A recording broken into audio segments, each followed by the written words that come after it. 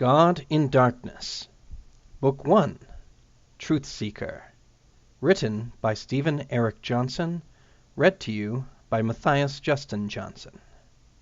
Chapter 4, Into the Nothing. Her feet were starting to really hurt as Melissa opened the door of the old library, then let it swing shut, hearing it lock behind her. Her body was consumed with an unbearable weariness. She'd thrown up twice more on her way back to her shelter, and it left her feeling weak, utterly and completely wrung out like an old dish rag. At least the drugged feeling was gone, and Melissa could think clearly again, her mind and body once again her own. That neither her mind nor her body felt very good was just the price she paid for self-mastery. It was in this state of near collapse that Melissa found, once again, that she was no longer able to shut out the truth about Riverglen. The town was built on the ruins of a much richer civilization, one which had been gone for some time. Melissa had read that, in that past time, vehicles had been forced to rely on internal combustion engines, which burned a variety of substances, ranging from refined petroleum to vegetable oil to grain alcohol. Now there were cars that could run for years on a single fusion cell. But who could afford one of these fusion-powered cars? Certainly, half of the population of Riverglen was affluent enough to be able to have one, but what about the rest of the world? What about the other half in Riverglen who couldn't afford such luxuries?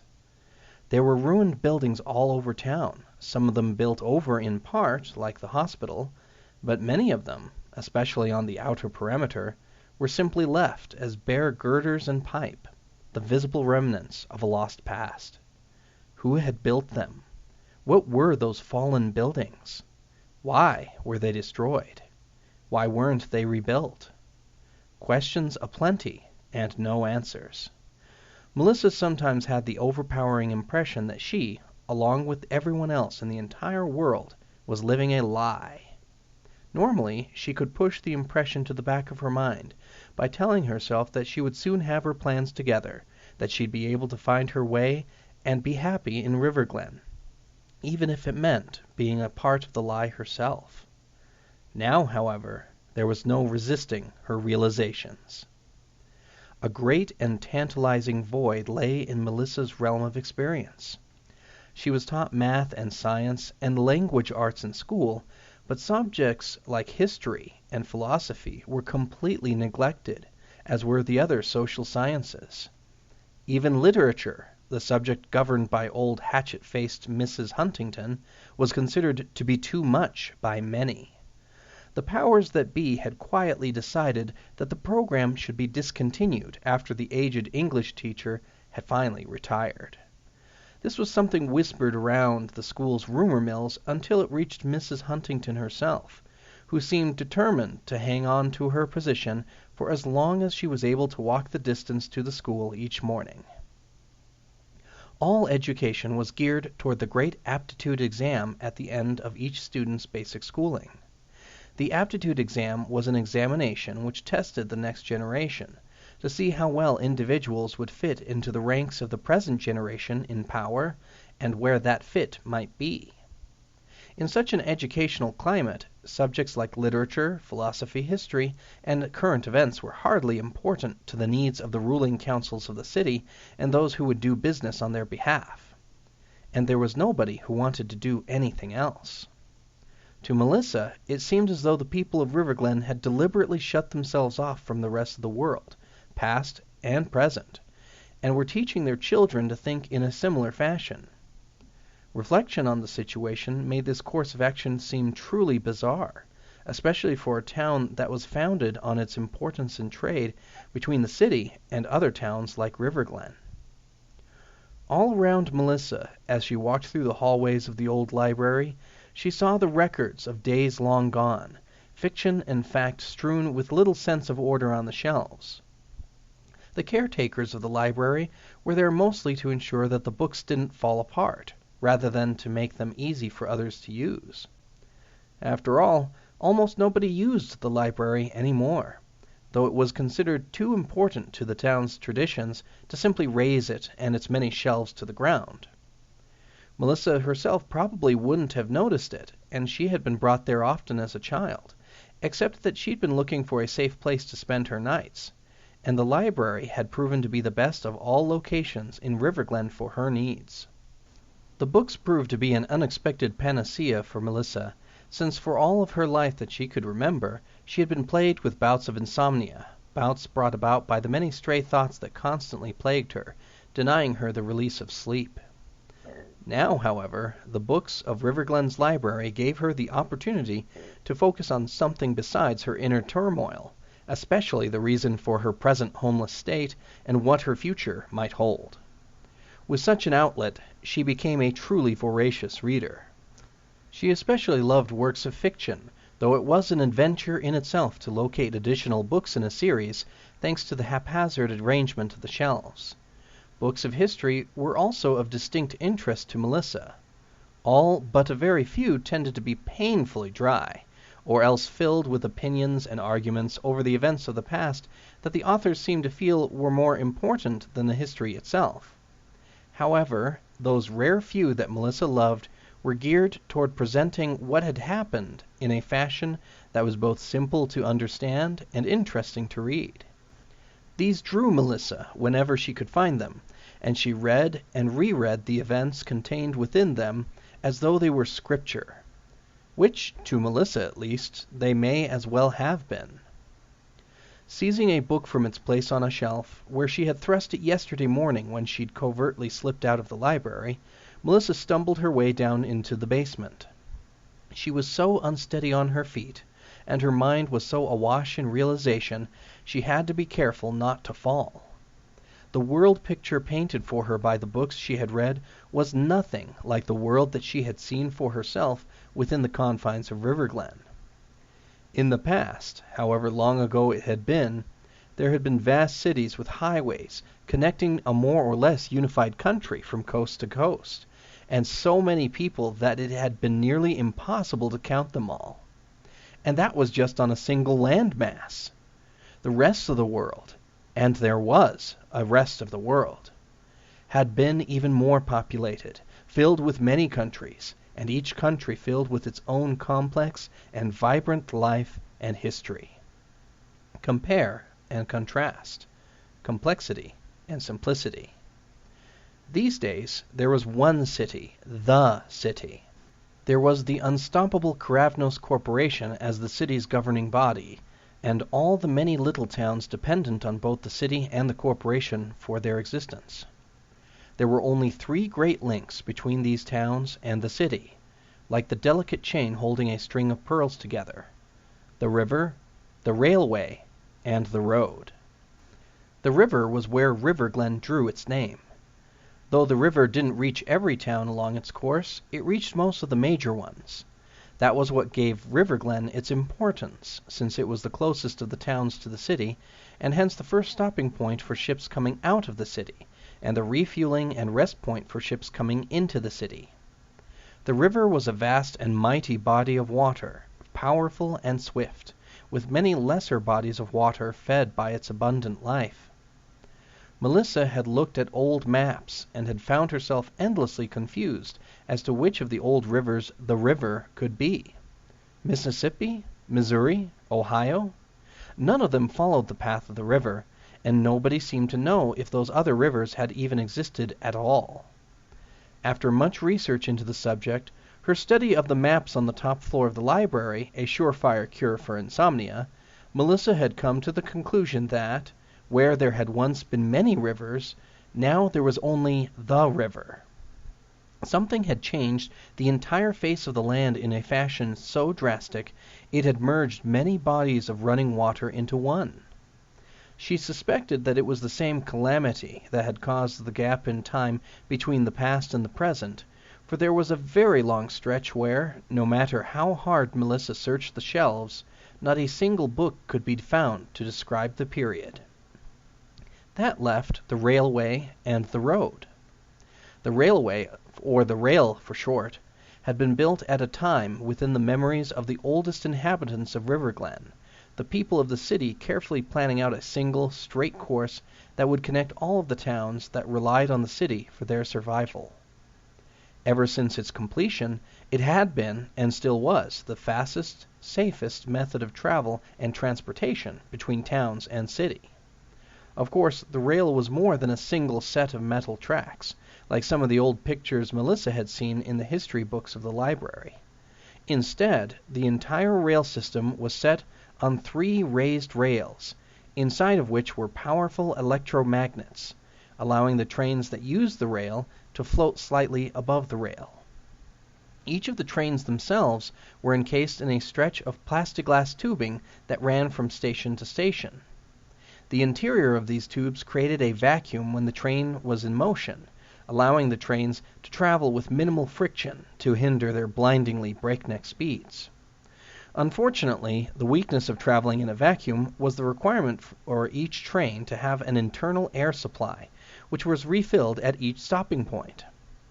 However, the oxygen requirement was considered a minor impediment compared with the rapidity and overall safety of the rail.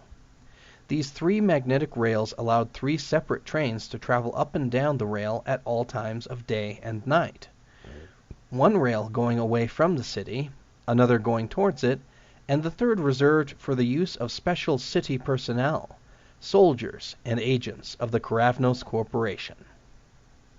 The road was the final means of transportation connecting all the points of civilization that remained, from city to the last town at the end of the rail. The road was made of resin-enhanced, molecularly advanced concrete, and was considered almost indestructible, having been built some time just barely outside the personal remembrance of anyone still living in Riverglen. After the ports of the river had been built, the road was the only other major means by which city and towns had been connected before the rail was completed. The road had the advantage of freedom, since it was only occasionally patrolled by troops from the city and seldom commandeered for their purposes, unlike the rail, which the military often took over completely, and the river, which was heavily regulated at its ports. Many smaller roads of lesser importance led off from the road, providing the only means of connection to the outside world that people who didn't live in the city or the towns had. The problem, of course, was that the road wasn't patrolled very often, which meant that the side roads frequently fell into disrepair. Besides this problem, travelers on the road were common targets for bandits and other raiders who would lie in wait for the intermittent traffic that made its way up and down the multiple lanes of the vast road. At last slumping to the floor of the basement next to her things, well out of sight of the stairs and the central walkway, Melissa breathed hard, forcing herself to focus on the present and, more importantly, the future. There was a disconnect between the past and the present which had caused Melissa no end of curiosity ever since she had first picked up a book from the shelves of the library. That had been back when her mother had first introduced her to reading, a lifetime ago. It had little to do with where Melissa stood right now, though. Right now, she had a much bigger problem. What was she going to do next? Melissa realized after a brief reflection that things looked pretty bleak for her. Paul Masters and Erica Fisher were very important people in school, and they were the children of very important people in Riverglen. People with a great deal of power and influence. Not only could both Erica and Paul say just about anything they liked about Melissa and be believed, if they appealed to the influence of their parents, there was almost no limit to the living hell that Melissa's life could become. They might even force her to go back. Shuddering in horrified revulsion at that thought, Melissa shook her head in silent determination. No, she was not going back. She'd rather live the life of a homeless person, rather have to work for her food and clothes, struggle for safe places to sleep, endure danger and starvation and exposure, than ever go back. Certainly she'd already been through those trials so far, and she'd discovered that they actually weren't so bad once you got used to them. Trials of deprivation only hurt her body, which was something she recognized as strictly temporary in nature. But what she'd left behind, that was bad. She'd left behind a darkness that threatened to engulf her soul, and while life in one's body was fleeting, Melissa was sure she didn't want to find out what happened to a damaged soul. Options. That was what Melissa needed, but there weren't many options to choose from right then. She was tired, and her mind wasn't working very well. For that matter, neither was her body. What she needed most of all was sleep. In the morning, she could make decisions. Right now, Melissa needed time to recover from her ordeal of the night. It was with these thoughts swimming through her mind that Melissa opened her book and began to read. Melissa was reading the last book in a series, and when it was finished, Melissa let herself sleep, feeling the pleasant sense of completion that came at the end of an ordeal of love. There had been a momentary pang, of course, with the realization that no more books like those were being made, that she had just finished enjoying a relic from a bygone era. But that didn't keep her from finding her rest. Awakening to the sounds of one of the librarians, a paunchy man with glasses and an obvious toupee, stuffing a book onto the shelves and then tramping his way back up the stairs of the basement, Melissa let her eyes open, then heaved a long sigh as she realized that she was late for work. Instead of letting this bother her or make her rush, Melissa realized that, in the end, it didn't matter. After all, she wasn't going to stay in River Glen any longer. That was all it took. The simple, quiet thought that she was going to leave. Instantly, Melissa felt herself more rejuvenated than if she'd had many nights of good food and good sleep. Speaking of good food, after disgorging the contents of her stomach more than once last night, her stomach was growling in disgust at her having neglected feeding it for far too long. It was a simple matter to tear open a bar of pressed food from her pack. The label said it was supposed to be bacon and eggs, but Melissa couldn't say how accurate its portrayal of the flavor was, having never tasted either, while laying out her plans for the day in her head. She was going to be leaving River Glen. That much was certain in Melissa's mind. The determination made everything else easy, as all of her mental effort focused on that solitary course of action. All she needed to do was organize things in her mind so that she could make her goal happen. First of all, she'd need some supplies. There wasn't much worry there, though, since Melissa had just been paid at the end of work yesterday. She had more than enough for what she'd probably need. It was still the warm time of the year, spring just starting to fade into summer, so she wouldn't need to shop or scrounge for additional clothing for some months, even if what she had was a little bit worn. That meant that Melissa just needed to get together some food and, perhaps, to play it safe, a few microcells for her camp kit. The camp kit was something she had acquired in a trade from a junk dealer passing through town along the road last spring, and she tested it out over the course of over a year now. At a glance, the kit looked like a decent-sized flashlight, about the length of Melissa's forearm and a little bit thicker, but a closer inspection quickly revealed the device to be a wonderful tool for someone who had to live in uncertain territory. Somebody just like Melissa. A plastic panel on the top of the flashlight could fold open, revealing a compartment that housed a thin, lightweight sheet that could be made into a quick shelter in a pinch. The sheet's material was surprisingly good at keeping heat trapped inside, and was also waterproof, as Melissa had discovered in a few times of crisis. The head of the flashlight itself, where the light element was located, could be turned around and plugged back into the camp kit, revealing a conical metal protrusion which could serve as a hand warmer on lower settings or a way to start fires on the higher ones. The metal sides of the camp kit could be opened, revealing additional liquid crystal display bulbs that gave off a pale light, making it possible to use the camp kit like a lantern, or closed to complete a circuit that would cause the entire camp kit to heat up for warmth at the touch of a button. A single microcell could power the camp kit for a month of continuous use, or so the original package had said. Melissa had discovered through hard experience that the actual running time for the camp kit was more like 2 weeks, give or take, depending on how long and how intensely she ran the heat and light features.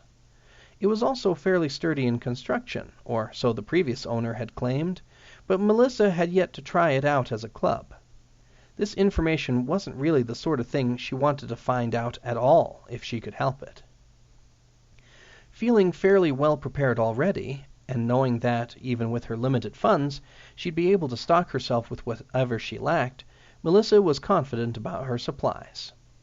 She had food for several days already, and 2 canteens she just needed to fill with water, and that knowledge made her able to turn her mind into the more pressing issue: how to get out of town.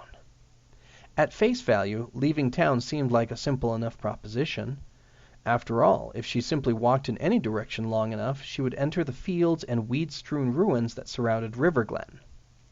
Just escaping the town wasn't Melissa's purpose in traveling, however, as she realized in a flash of inspiration.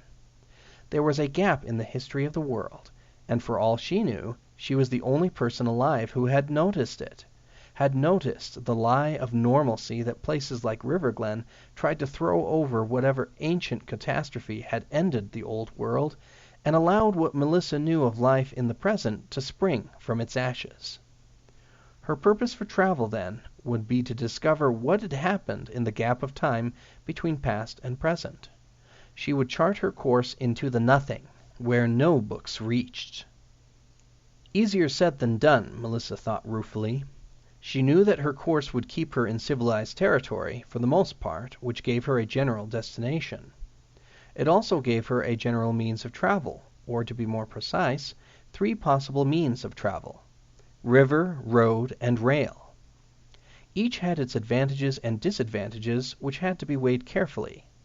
The river wasn't a very good option, Melissa quickly decided, since the ships didn't have an easy means of escape once someone was on board, and Melissa didn't rate her chances very highly if she had to try and swim in the river to escape capture if she was discovered. The river was notorious for a powerful current and an even more treacherous undertow. The road seemed like an obvious choice, and even had a great many vehicles of all sorts still plying its course, making hitchhiking and stowing away in shipping containers both viable possibilities. But the road was also very dangerous, and those who drove on it knew to travel heavily armed. Lacking weapons and the means to get them, Melissa had to write off the road as her course of egress. That, of course, left the rail. Even this late at night, the rail yard was busy with the bustle of business. Thankfully for Melissa, it was much less crowded than it would have been during the day, the normal small but steady trickle of passenger traffic having vanished with the sunlight. With care and cunning, Melissa had worked her way along the chain-link fence that surrounded the rail yard, looking for a way inside. Staying out of sight, Melissa observed the tramp of the night watchmen that made their slow, steady, and sleep-deprived trek up and down the warehouse-lined pavement that sprawled to either side of the rail itself, which dominated the center of the rail yard. Trains came floating in regularly every hour without fail or deviation, already slowed down immensely by the time they reached the mile-long airlock that maintained the vacuum of their travel tubes. When they slid smoothly from the other end of the airlock, their sleek, streamlined forms settled to rest on the rail line itself. The gap between train and loading area was quickly filled by panels which extended from the edge of the loading area itself, at once clamping the train securely in place, while providing an easy way for passengers to embark or disembark, for the maintenance crew to give the trains a quick look-over for problems, and for rail staff to quickly unload and load cargo or luggage. It only took a quick glance at one of the many large and brightly lit status panels that lined the passengers-only areas of the rail yard for Melissa to quickly see that when the next train would be arriving, and whether it would be carrying primarily cargo or passengers. At this time of night, however, passenger trains were minimal, and the trains themselves took anywhere from 2 to 6 hours to arrive instead of the usual hour expected in the peak working hours of daylight. It was the perfect time to slip into the rail yard unnoticed. The effort of penetrating the rail yard suddenly became almost trivial for Melissa. While carefully inspecting the fence surrounding the outer perimeter of the rail yard, she came across a section of fencing that had been clipped through and then carefully pressed back into place, making it appear to casual observation that it was as whole as the rest of the chain-link fence. To Melissa, it was an immediate sign that what she was about to attempt had been done many times before, and as she slipped through the entryway and then carefully replaced it, she felt herself growing in courage and confidence. After all, if it had been done once, it could surely be done again, and it must have been done, or else the hole in the fence would have been repaired by now. Now inside the rail yard, slightly behind one of the many warehouses that lined the sides of the rail itself with cargo waiting for shipment, Melissa quickly hurried into the shadow of the warehouse and began to creep along as silently as she could, waiting and watching for her opportunity, always taking care to stay out of sight. She was especially thankful that there were only 2 watchmen to cover the whole rail yard. After all, with so many workers around, even at this time of night, and with the speed and efficiency that they carried their loads to and from the rail and into secured areas, stealing anything of note from the cargo or luggage areas was almost impossible. Luckily for Melissa, she wasn't there to steal. She was there to hitch a ride. The rest of that day, Melissa had quietly made her way through Riverglen, making her final farewells and picking up the last supplies she'd need and could access. Though Melissa often thought of herself as someone who only had friends so that she could use them, without any real emotional attachments to get in the way, she was surprised to discover actual pain when she looked at Dean's house. Dean's family lived closest to the library and the outer edge of the settled areas of Riverglen, which was why Melissa went there instead of to someone else's house, like Aubrey or Casey. After Sheriff Malone had saved her last night, Melissa felt she owed him and Aubrey something more than a groggy thanks from the back seat of a police cruiser sometime past midnight. But a proper goodbye wasn't going to be possible under the present circumstances. Melissa knew that, if she was to make her escape complete and clean, she would need to ensure that nobody knew she was going until she was actually gone. She also had to make doubly certain that nobody knew where she was going or how. Otherwise, she might be either caught or tracked, and that would be the end of everything. She knew very well that, if she was ever detained and subsequently investigated by people with real authority and little concern for her fate, except to separate her from their business, she would be sent back to the place from which she had escaped. The thought of such a fate filled Melissa with more horror than her young mind was able to process. Knowing she had to leave without saying anything, but not wanting to go without some sort of farewell, Melissa had finished her many little chores and duties throughout the course of the day before she went to Dean's house. She had to make sure that the mail carrier would come and go before she did, and could use his family's mailbox without having to worry about being noticed or her letter discovered until later. If there was any outgoing mail the next day, of course, that later could very well turn into a much later if the letter she intended for Dean ended up getting cycled through the mail system.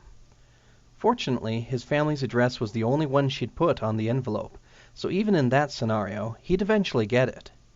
She had taken that time waiting for the mail carrier as an opportunity to let her boss know she quit, and to use almost half of her meager funds to buy food and other minor, necessary provisions she'd need out on her own, perhaps far from civilized places like Riverglen.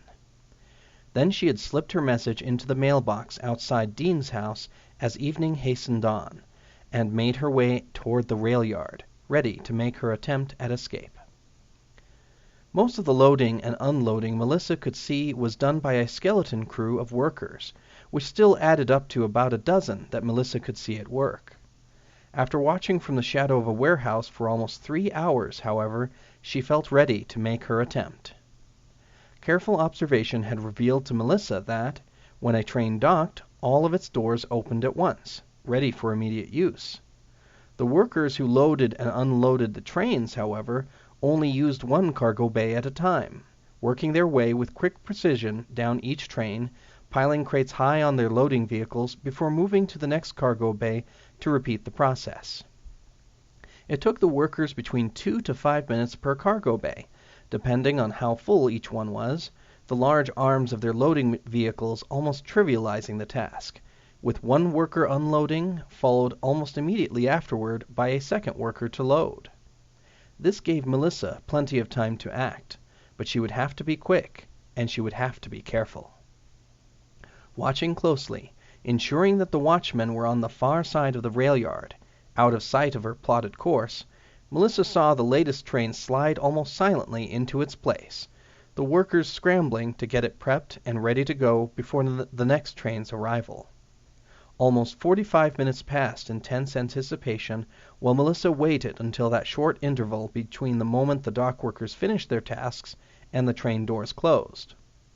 It was hard holding herself back, staying alert without growing fidgety, but she somehow managed.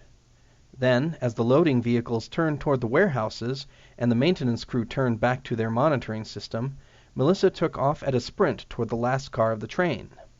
Not pausing for a moment, the girl dove into the darkness of the car, and then quickly used the light still shining in from the rail yard to locate a safe spot to hide between the many loading crates.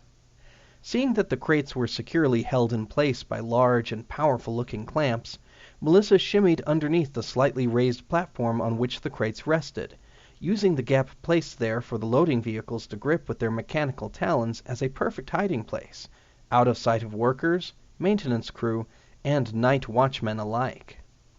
Several minutes passed as Melissa hugged her pack, which she'd tossed in first, before, suddenly, the doors of the car slammed shut. A loud hiss was heard as the train sealed itself against the vacuum through which it would soon be traveling, and Melissa felt the entire train shudder slightly as it lifted from its moorings and started to slowly, expectantly, glide forward. She was off! The feeling of elation was startling in its intensity. Soon Melissa crawled out from beneath the brightly colored shipping crate, grinning to herself as she started to fumble with her pack. Feeling for her camp kit, Melissa hoped to light up the tiny room, finding the faint flicker from the single slit of a window on each side of the train too dim for her tastes. Perhaps then she could find some place to make herself comfortable. She never got the chance. Just as Melissa's hand closed on the thick metal cylinder, but before she could even draw it out, a pair of hands suddenly seized her shoulders. Too late, Melissa realized that the shipping crate closest to her had opened on the side, before she was jerked back into its enveloping darkness, the crate's door slamming shut, a hiss marking when it resealed.